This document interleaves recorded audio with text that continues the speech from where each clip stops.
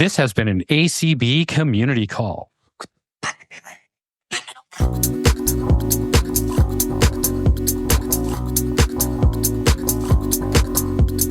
Today's Community Unmuted was hosted on, hold on, let me do a little bit of math in my head, December 7th, 2024. Good morning, everyone, and welcome back to Unmute on a Saturday morning. This is number 2 of us giving this a whirl on Saturday. So welcome, everyone, new and old. A couple things here at the top. We wanted to let everyone know that we're going to take all first questions first. So we want to get through everyone's first questions. And if we have time, we'll take second questions at the end. We also ask everyone to please be respectful to each other. And there's no dumb questions. As always, we've got Michael Doyce here with us. How you doing, Michael? I'm doing great, Marty. It's good to be here. Awesome time on Saturdays, and hope we can answer some good questions today. Sounds good. And we also have Liz Botner with us. Say hello, Liz. Hello, Liz. And as usual, we got Michael Babcock. How you doing, Michael? You're just not even going to address that. You're just going to move on. I completely get it. I'm doing well, Marty. Thanks a lot. So I am not going to go over everything we've published over the last month, simply because it's been a bit of content. So what I'm going to do is I'm going to go over here to unmute.show, which is what you can do as well. And then we're going to find a heading here that says latest episodes.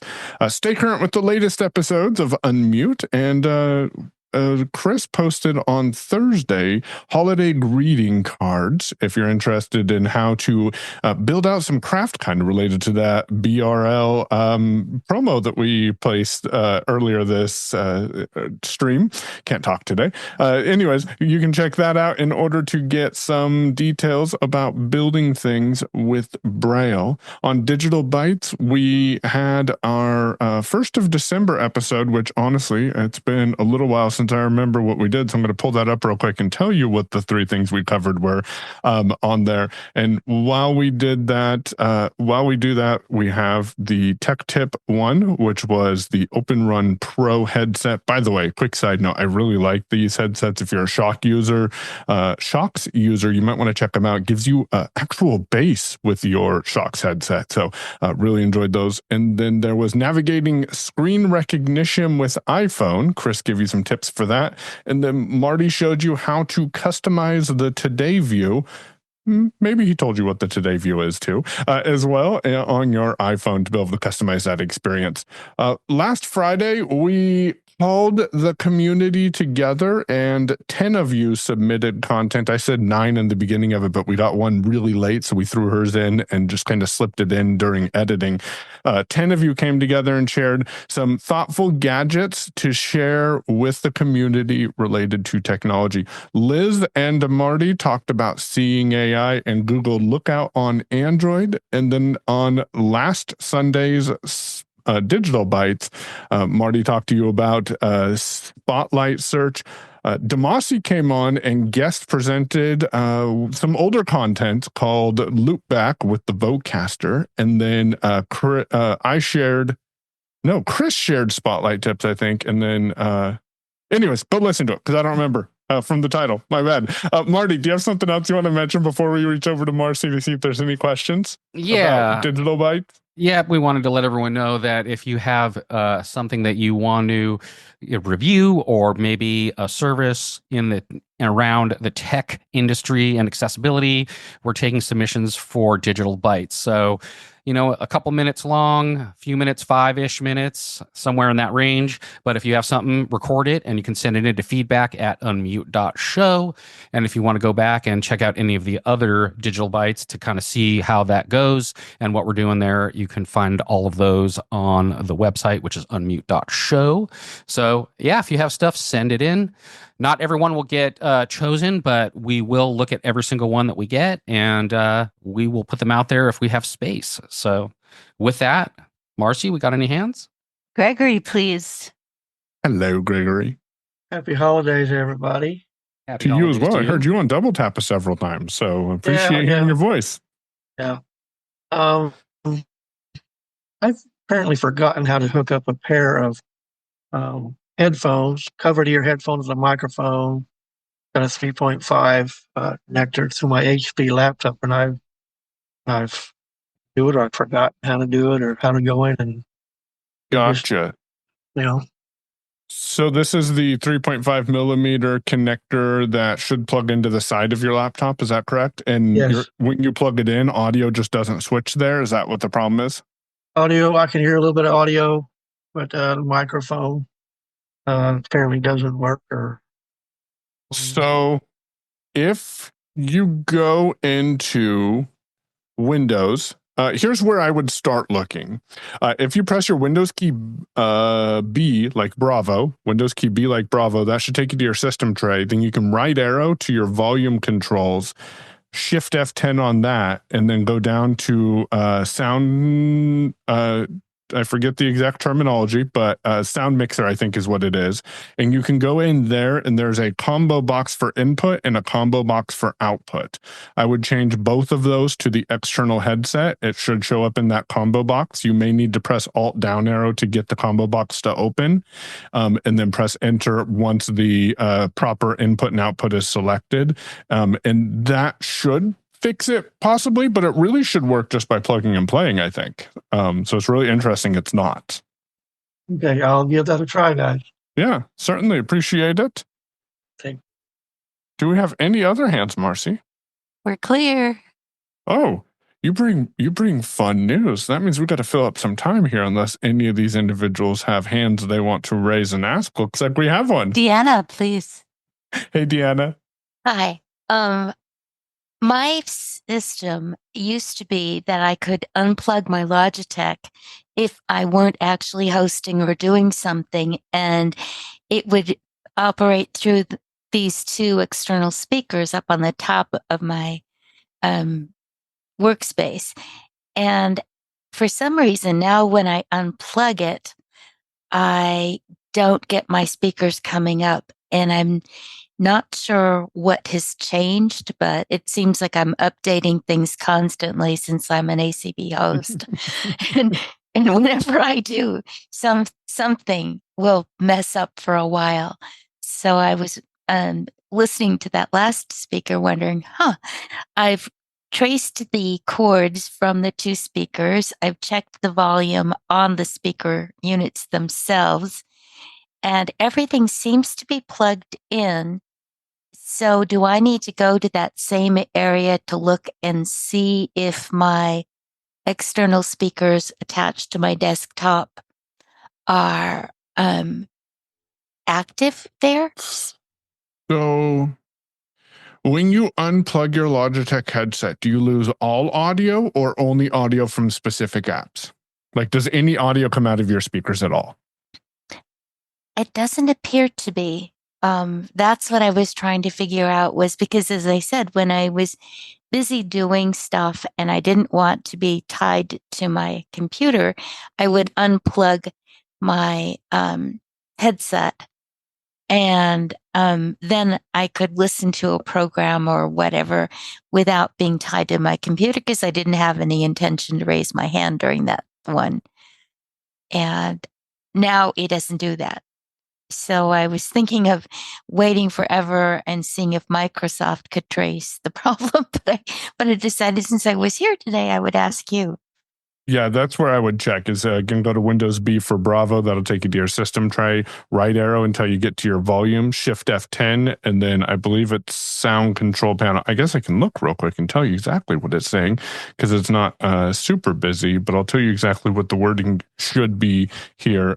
So when I go over here to system tray, helps if I hit the right button. So yeah, I'm going to hit Shift F10 now, and it's sound settings is what it's called. So you're going to have three options here. You're going to have troubleshoot sound problems. I've never found that to be helpful, but you can try that. There's open volume mixer, which allows you to adjust the volume of different applications and tools within Windows. And then the third option, 3 of 3, is sound settings. When I press enter on sound settings, this takes me directly to the sound settings within the settings dialog that you can also get to by pressing Windows key I like India. If you press tab 1, 2, 3 times, you're going to hear output, choose where to play sounds, speakers, and then you press it one more time. And there's a list box. I think I called it a combo box.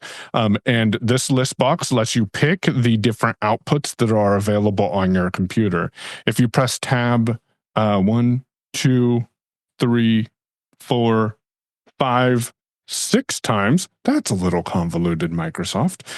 Currently, in this version of Windows that I have, and as we all know, it can be slightly different, but if you press tab several times, we'll say 6, you'll get to microphone. It'll actually say input, choose a device for speaking to your computer.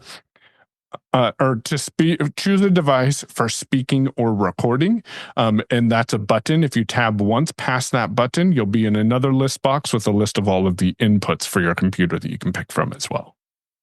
Okay. Well, I don't think I never did use speech with my computer talking to it. Gotcha. So I don't think I have anything listed there then except that, the plug and play of the Logitech. Logitech, yeah. Yep. But that's where I would start looking.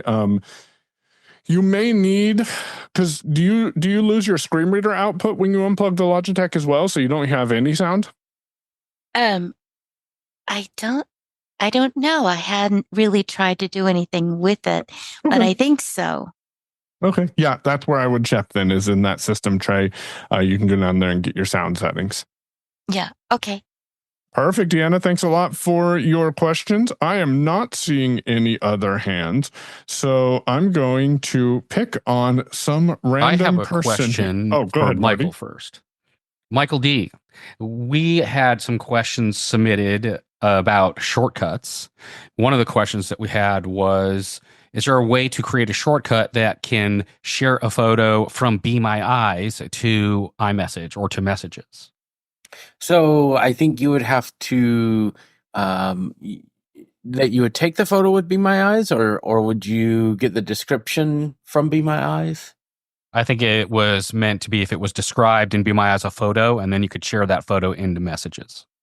So I know you can pick a photo, have it describe the photo as an action in Be My Eyes, I believe, and then take the same photo and then use the share action or share with to share the photo into Messages. Now, I'm not sure if you can get the description to share, but I know that you can take the photo and move it through that workflow in the shortcut to then share it. But I'm not sure if you could do anything with the described text. I think you'd have to copy that text during the process and then use that description in the message. So you'd probably get prompted for the message you want to send and who you want to send that message to, and then paste in that description, because I think you're right. I don't think the description can be passed through as a variable to the shortcut. Right. Well, perfect. Thank you. Well, then Michael. I got question number 2, Michael. One more for you. Any shortcut that's either already created that's inside the Shortcuts app, or one that you created or that someone created? The question was, how would you save that to an easy, accessible place like on the home screen or anything like that, so you don't have to go and dig through Shortcuts app every single time you want to access a shortcut? So there's 2 ways. The first way is one of the widgets you can add to your home screen is the Shortcuts widget, and you can add that, and you could pick a specific shortcut or shortcuts to show. There are small, medium, and large widgets for shortcuts. So that's one way you can add your shortcuts to the home screen. Or when you go and you see the name, if you go to edit your shortcut, you could go to the shortcut's name, and you could bring down the menu where it says, edit, rename, all that good stuff. One of the options, I believe, is add to home screen, and that adds the shortcut to your home screen as an icon, just like you're opening an app. And the other thing to keep in mind, and this is the power of shortcuts, is you can create a shortcut with one action or as many actions as you want, and then use the name of the shortcut with Siri. So, for example, one of the things that I like about my Echo device is I can tell my Echo to play my book, and it will play the latest audiobook at the current position in Audible. You could do the same with the Shortcuts app. So you can add a shortcut action for play book on Audible. And then I set it to play my book. So I say, hey, S lady, play my book. And it plays my Audible book, just like on the Echo devices. So that's why, with just the power of voice and Siri, you could do a lot more than what you can normally do with your iPhone and Siri. Now, if I wanted to find some shortcuts to be able to play with shortcuts or see what other people have done, where's a good place for that, Michael? So there's two places. There is the gallery in the Shortcuts app, and that is curated shortcuts that Apple has created. And I've created a website called Beyond the Gallery, beyondthegallery.app, where you can submit and find shortcuts that others have submitted. And it's a cool place to find and talk about shortcuts and things like that. And again, that's awesome. beyondthegallery.app. Now, if anyone has a question, feel free to raise your hand. For the meantime, Michael joined in, I think, just planning to sit in the background, but we're going to pick on him a little bit more. Do you still have to go into shortcuts and go to your settings and say, allow third-party shortcuts? Do you know? Whenever I set up my new phone, I think a dialogue came up whenever I tried to open a shortcut that said, would you like to allow this? But I don't exactly remember what I had to go through. It's a lot easier than what it used to be. For sure. Sure. We do have some hands. Yeah, we do have some hands. Alrighty. Belle, who do we have in Clubhouse, please? Jane, go ahead. Hey, Jane. Yeah, Jane. I talked to you yesterday. I talked to a lot of people yesterday. We are not hearing you, Jane. Jane, you're still muted. Jane submitted a gift to the gift guide. So if you haven't heard that yet, go to unmute.show and check out the Unmute Presents Holiday gift guide. It's I forget what she submitted lights for your canes. That's right. Oh, maybe I shouldn't have given that gift away. While she's working on that, Marcy, who else do we have? Anne. Hey, Anne. Hi, can you hear me? We Yes, can. ma'am. I'm telling you what, I am glad you are back. Well, thank you very much. I have so missed you. Well, thank you. It felt like you went away. Well, we did. We did go away. Well, don't stay away Okay. because I need We're you. just figuring out days and times. We're kind of messing around with that a little bit and figuring out what kind of would work. Right. We were Yeah. getting a lot of feedback from people saying, are you ever going to be around, not during the week in the middle of the day? So we're trying to figure out how to. There's no time that's going to work for everybody. though. Exactly. There's no way. Yep. So But with messages on the phone, I'm having a hard time. I usually do it with Siri, but there are some situations where you can't do that. And so if I want to reply to a message, let's say that instead of a name, it has a number to it, and I want to reply to it, how can I go in and reply to the message? So if you're in the list of all the people that have sent you a message, And I open it. and you and open it then and then how you're in do the I body, reply? you go down to the bottom and there's going to be a text box and you do a single finger double tap on that text box and that will open up the keyboard. And you can either type or on the bottom right corner, there's a little microphone that says dictate and you can do a single finger double click on that and you can dictate or you can type on the keyboard. If you dictate, how do you get out of it You do a 2-finger double tap to end the dictation. as well? Yeah. Well, can you do the same thing in email as far as dictation? You can do it anywhere there's a keyboard, actually. So anywhere a keyboard will open up, you will have a dictating button on the bottom right corner. So you can dictate anywhere you want. So Anywhere like you can text. with email, if you double tap, I guess it's going to ask you for the email address. Correct. Well, I mean, you can put that in whenever you want to, but it won't let you send the email until you put someone in the to box. Right, but can you say it instead of type it? You can, but it's not. The problem with names is that it doesn't always Like, for example, let's say, you put Michael Babcock in 2, right? It may just type out Michael Babcock and not actually put the email address. So you kind of have to put an initial so that it will open up something from your contacts. And then underneath, it's going to show you a list of the names of people with email addresses that you have in your contacts. And you can do a single finger double click so on then that. do you flick to the subject and say it? You could, yeah, you could like swipe to the right until you get to subject. And then if you want to dictate, then you go down to the bottom right corner where the dictate button is. You just have to make sure that the voiceover cursor is in the text box you want to be in. So subject or body or whatever the case may be. So when you flick to the subject, you can't just start saying it. You have to go to the bottom. Correct. To what's at the bottom? The dictating button or the keyboard. Oh, you have to double tap that again. Yes. And then you say the subject, and then you flick, I guess, again to the body. The message to the body. But do you have to press the dictate button again for that? Yes. It's going to stop at when you go out of each section, typically. It stops, but do you have to press the double tap again to stop, or will it automatically stop? You have to press it again to stop, like do a 2-finger double click. Okay. That's been kind of confusing. Yeah. I'll have to play around with it. Okay, thanks.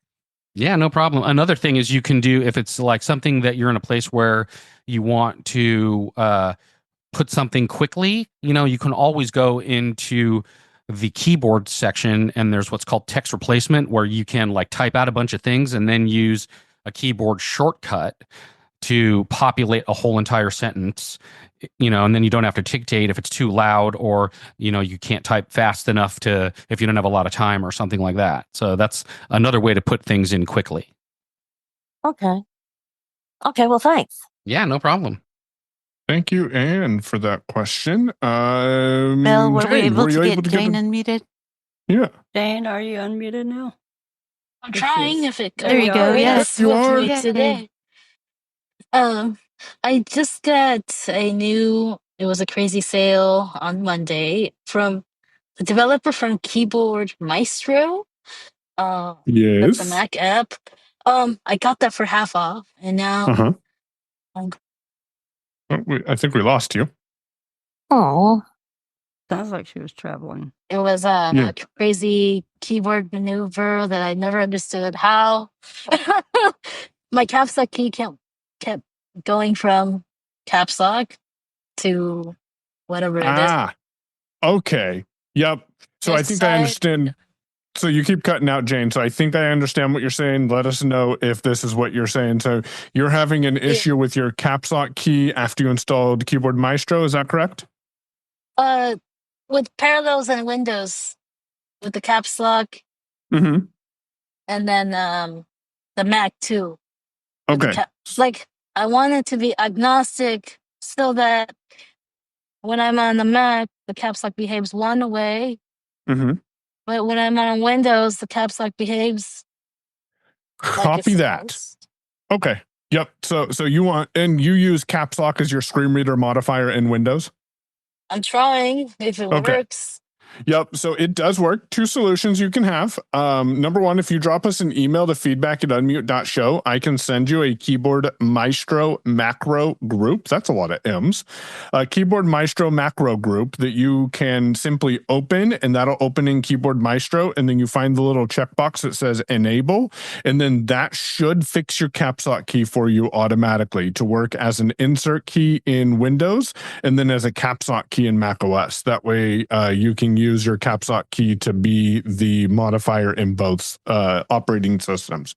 The other thing you can do, and I almost recommend this a little better for newer Keyboard Maestro users, because it gives you an opportunity to become experienced more with the Keyboard Maestro interface, which once you figure out how to navigate it, is not as complicated as it seems. And when I'll give you a tip for adding actions here in a minute. But what I would do is jump over to ChatGPT or Claude and say, hey, here's the problem I need to solve. Here's access to the tools that I have. Can you guide me through creating this to make it happen? And so you would say something like, hey, I need my caps lock key to be a caps lock key in Mac OS, but an insert key in Windows when I'm using Parallels. And then ChatGPT or Claude will both come back to you and say, here's the what you should do. You should add these macros and use these terminal line commands to be able to run that keyboard maestro. And then what you do is you set it so whenever Parallels is active, it runs that first one, and then the second one runs when Parallels is in the background. And it sounds a little complicated, especially when you go through and do it that way. But the reason I recommend using ChatGPT to generate that again is because it gets you familiar with navigating Keyboard Maestro. What ChatGPT or Claude typically will not tell you is that you should go in and create a macro group for your Windows Parallels. It'll just tell you add these macros to all macros, and I prefer to have a macro group.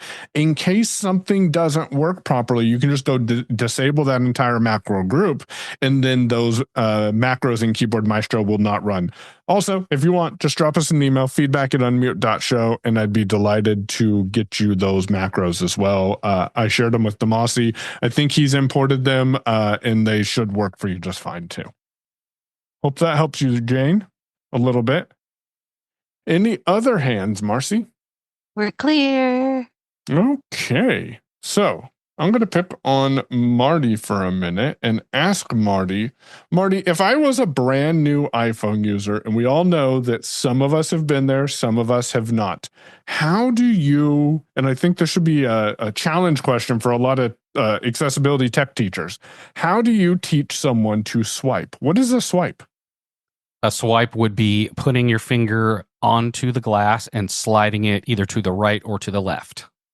In a fluid motion, right? You can't Correct. just slide it across, because if you just slide it across, then you're going to use Explore by Touch and find an app. So you need to actually swipe. I describe it to people like you're flicking something off of your screen. So you take a finger and you slide it fluidly across your screen in a solid motion, because that was a question that came up on a show that I was on yesterday, and hopefully we described it fine.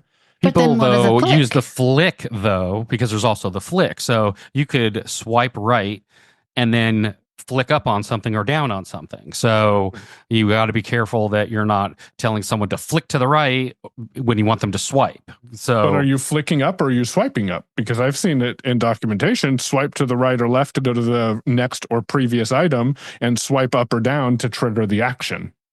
Correct. But someone who's new to it will not get right away the difference in the flick or a swipe, because they kind of think it's the same thing. But is there a difference? I don't think there's a difference between the two words. Yeah, I think they're just differently. Like, I think they're used interchangeably, unfortunately, because I've seen it flick to the right or swipe to the right, and that adds an element of confusion to a new mobile user. Michael, how do you explain it? And then I do see we have a hand. So the way I explain it is I use them both the same. You know, you can flick or swipe. That does the same gesture, even visually. Like whenever I'm, when you're flicking and swiping, you're doing the same thing. And both, when you're using your vision, swiping and flicking can do the same thing. Just depends on how much of a when you're using vision, swiping more in one direction will go faster, and flicking the same way. So it really is about the same. They're just synonyms of the same concept. Right. But here's like another thing I run into with people all the time. They say, so if I want to get out of an app, do I flick up or do I swipe up? Or what if I want to go up to the app switcher? Do I flick up or swipe up twice? Same thing. So. Yeah, it's the same thing.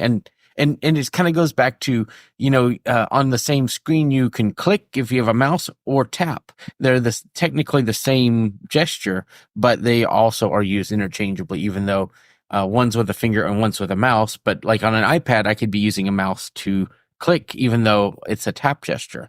So a lot of the same things, you're doing the same things, just with different words. you can use a mouse with iPad OS? I did not know that. You can on iPhone too. Huh. Okay. Interesting. Marcy, I see we have a hand. Leslie, please. My Hi. mind is broken. Hello, Leslie. Hi. Are you able to hear me? We are. We Yes, can we hear you. can. Okay, cool. So I've switched over to Windows 11, and one of the things that I do a lot is convert PDFs over to Word. And it seems like when I've switched over to Windows 11, there's no real easy way to do that, because I used to be able to just hit my applications key, hit H to open with, arrow down for apps, just use my arrow keys. And Windows 11 is not letting me do that. So, any hints? Liz, any hints on this? I think I laugh because I think you asked me about this question. I don't think you can use that H key stroke anymore, but you can down arrow to open with. You may need to down arrow 150 times, but you can't use that first letter navigation anymore. There are a lot of scenarios that I have encountered in menus within Windows 11 where JAWS will read the fact that there is a key tip, but you can't really use it. So that is also my frustration. So I can go to open with, but then after that, I'm kind of lost. So use your up and down arrows then to choose an item. That should work. Doesn't seem to give me the choices, I guess. So it doesn't give me, okay. It in Windows 10, it gives you a list, and then it says more apps, and then eventually you'll be able to arrow down the word. But you can't do that in Windows 11. And so I don't know what to do. And I do this all the time, like on a regular basis.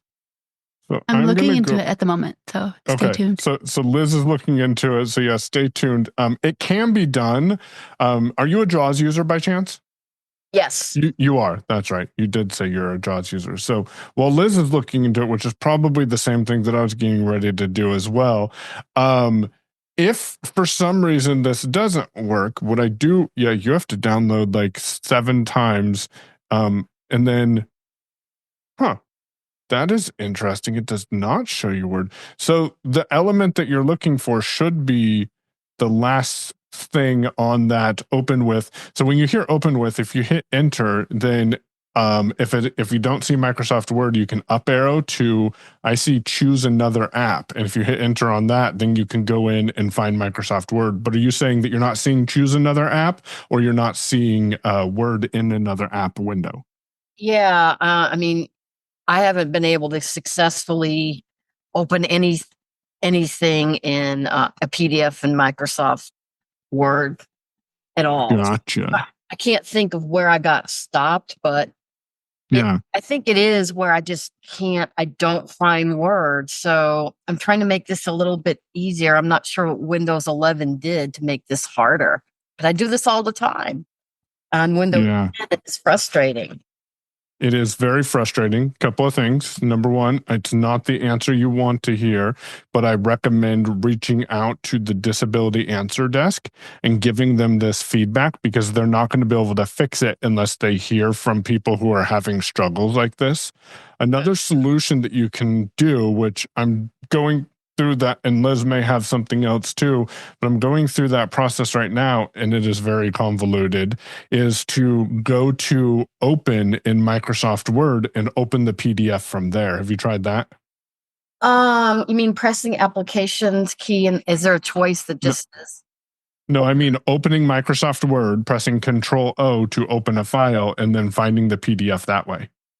Yeah, that does work. That might be. It's just a little bit more, Yes, I like the. I know. But I mean, we may be forced to do that, but yeah, I'm just frustrated because it's so easy in Windows 10, and they're no longer gonna be supporting it in October 25. So my work is going to go over to 11, and I do it more at work than I do here. So I got to figure out a way before they don't support it. The other solution. Oh, go ahead, Liz. Do you want it to always open your PDFs in Word? No, not necessarily. Oh. Okay. Well, then there goes that. That was going to be my other solution, was to go set the Which was PDF also file. convoluted, but Yes. but absolutely, I just tried it now, and I definitely, in pressing enter on open with submenu, I am able to use my up and down arrows, and the choose another app option is showing. So, And then if you press enter on that, then you'll tap your down arrow key several times probably until you find Yes. Microsoft Word and then hit yes, enter. although Word admittedly is showing in my first menu, so That might be the issue because I think when I hit choose another app, I don't find Word, and so that could be my problem. in that dialogue there, and I could pull it up and verify this, but there may be a way to, it may not be giving you the whole list for some reason. There may be a way to expand that. Let me take a look at that really quickly. Okay. And just out of a quick curiosity, and this might seem like a silly question, but you do have Word installed, right? Oh, definitely. Okay, because you said you upgraded, so I wasn't sure, because that would explain why it wouldn't show up. Right. Exactly. I've got Microsoft 365. I've got Teams. I've got everything. Excel. Everything. For sure. Well, hopefully, Leslie, Liz can come back and give you some possible other suggestions related to it expanding or not. I think this is a conversation to definitely have with the Microsoft Disability Answer Desk in order to let them know that this is a frustration, because unless they're not aware of it, they can't fix it, if that makes sense. I am back with more information. Okay. So in activating the option to choose an app, if you press your tab key several times, if the app is not in the list box that focus automatically goes to, you can press tab multiple times. The option that you want is choose an app on your PC link. And if you enter on that, press enter on that, and then you're put into an open dialog. And then if you shift tab several times, you are presented with all of the apps, it looks like, on your PC, and can choose which app you would like to open it with an up or down arrow. Okay. And then an enter. It's just frustrating because Windows 10 just automatically gives you that list without having to do gymnastics. Yep. Yeah. It may depend on how often you use a program. I don't know how those end up in that list, honestly. But okay. All right. Thank you. No worries, Leslie. Thanks a lot for your question. We definitely appreciate it. This is first. Can you hear me? Yes, we can, Chris. Oh, awesome. Excellent. I would try to fiddle around and make sure. I wanted to suggest that sometimes I use scan to Word with JAWS. And so that's available to me. I'm still running Windows 10 on one of my machines, but I'm imagining you could get to it by doing the equivalent of the context menu, and scan to Word with JAWS should be one of the options. And then it will perform OCR on the PDF and open Word at the same time. I forgot about that. So you can also do JAWS key space OF, and that will OCR the file. Yep. And then at the very bottom of that virtual viewer page will be a link that says open in Word. I thought it also opened Word automatically if you alt tab, to it. I thought it also opened Word, but maybe not. But that might be easier. Perfect. Yeah. It is frustrating, and I can totally relate to the frustration of things not working the way that they did, especially when it takes a heck of a lot more steps in order to make that work for you. So definitely, hopefully some of those tips will be helpful for you. Marcy, I'm not seeing any hands. Is that correct? You are correct. We are clear. Awesome. Well, not awesome, because we definitely want people's feedback and input. Oh, wait, can I add something? Sorry. Yes. I wanted to add something to the earlier question about dictation and when you're in a text box. Just a couple things to clarify. You can do a 2-finger double tap to start dictation and a 2-finger double tap to stop.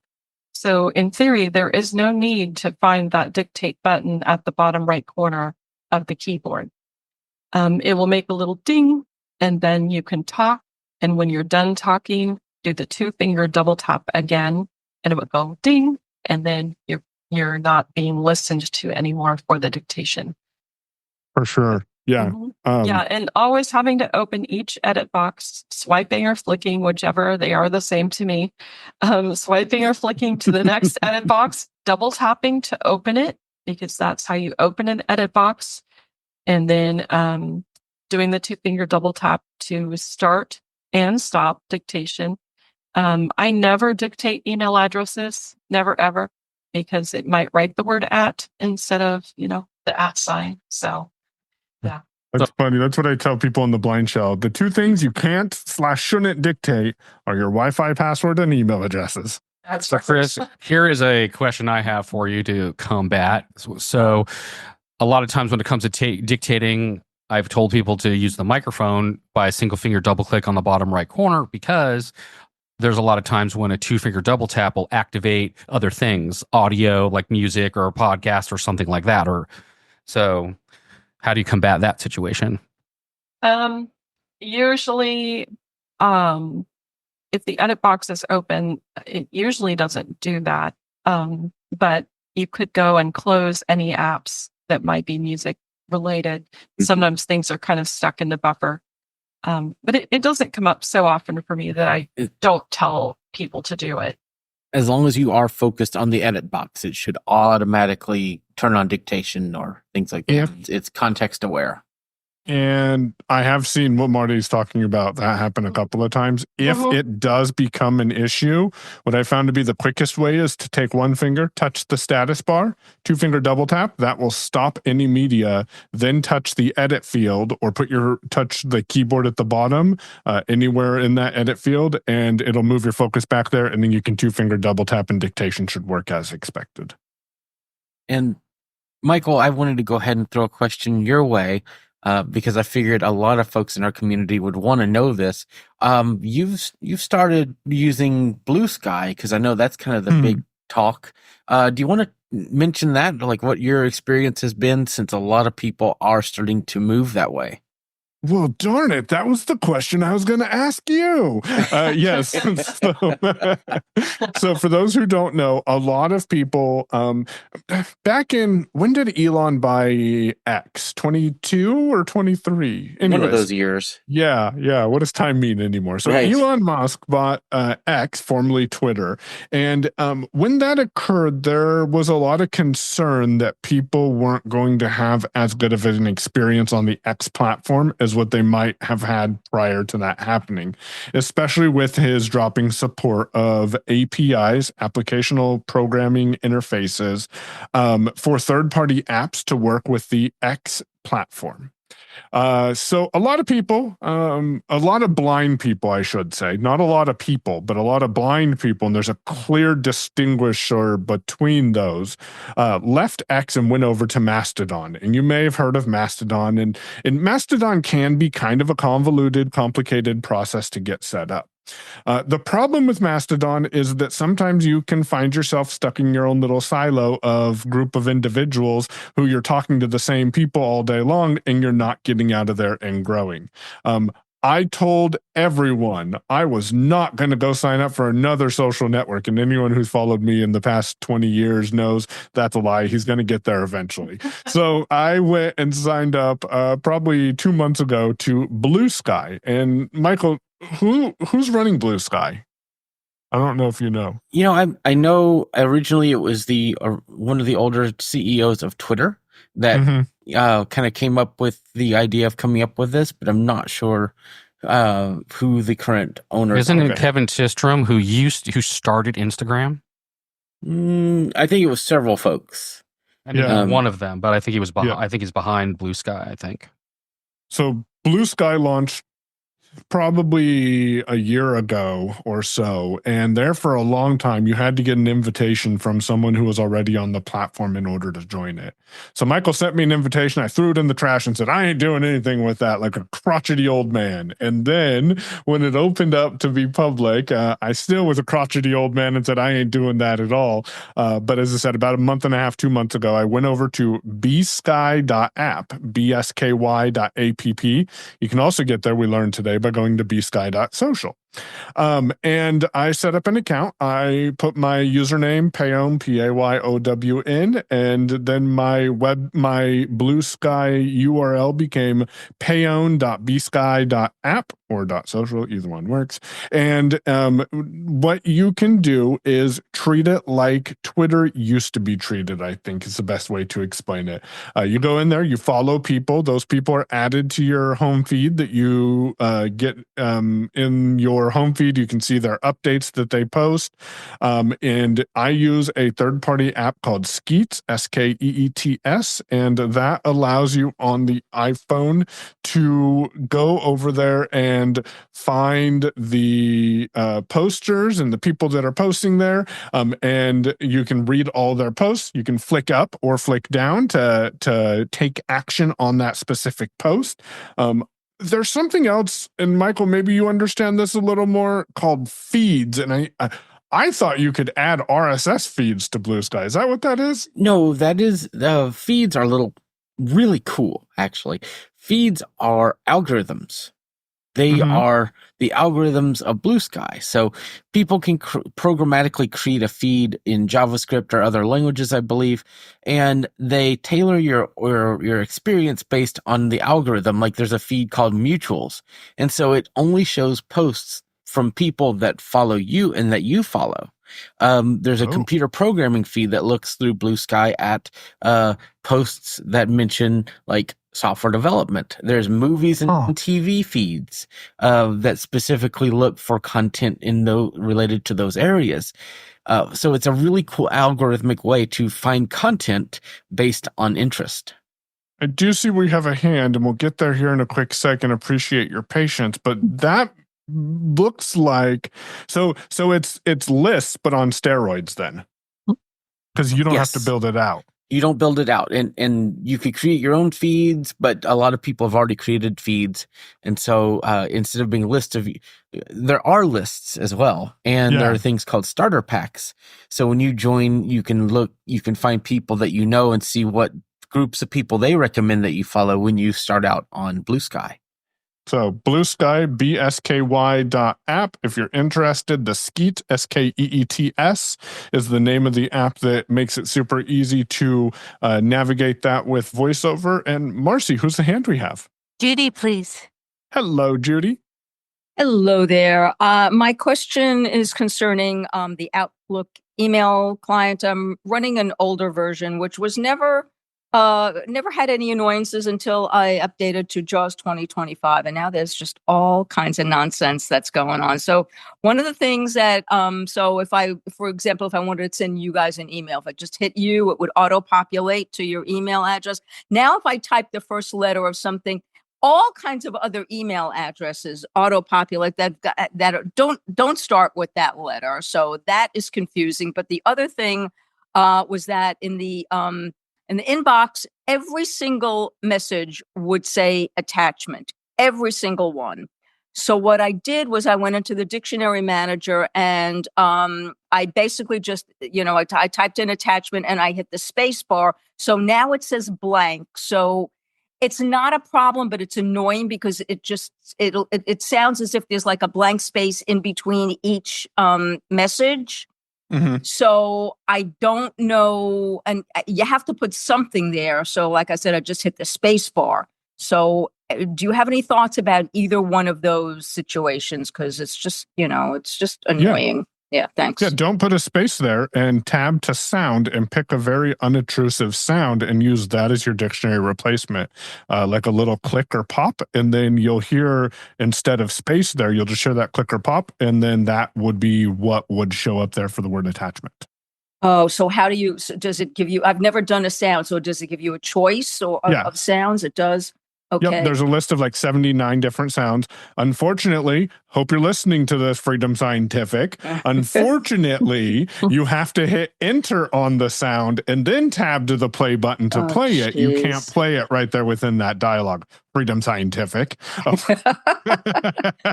So how do I fix what I did? How do I take away that? Do I have to just redo? Like, tell me what to do. Go back into, so two things. Number one, if you want to hear how I set this up, go to unmute.show and type in dictionary.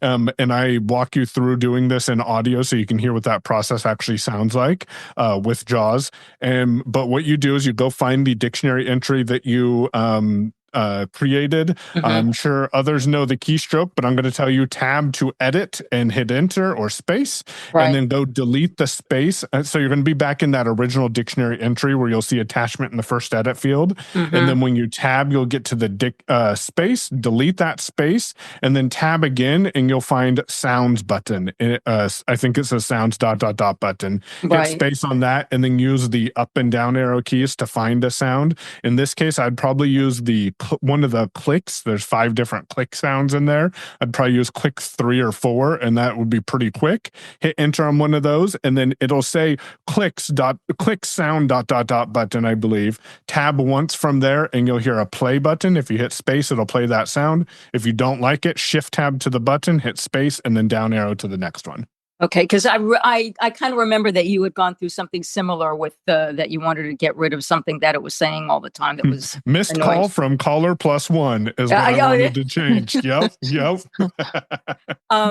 Thanks. Any thoughts about why it's doing what it's doing as far as like the auto populate that it'll give me every other person except for what I'm looking for? I don't. Yeah. Okay. No. All right. No. So. Okay. All right, Judy. Thanks a lot. And Thank you. Appreciate hearing your voice. Definitely appreciate that.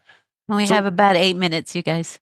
Thank you. I was going to ask, we'll do one more quick question, see if anyone else has any questions or if anyone else has any comments / feedback they want to provide. And I mean, anyone, Chris, Marty, Michael, Liz, any of you, anything. Otherwise, we can wrap it up, or anyone listening as well.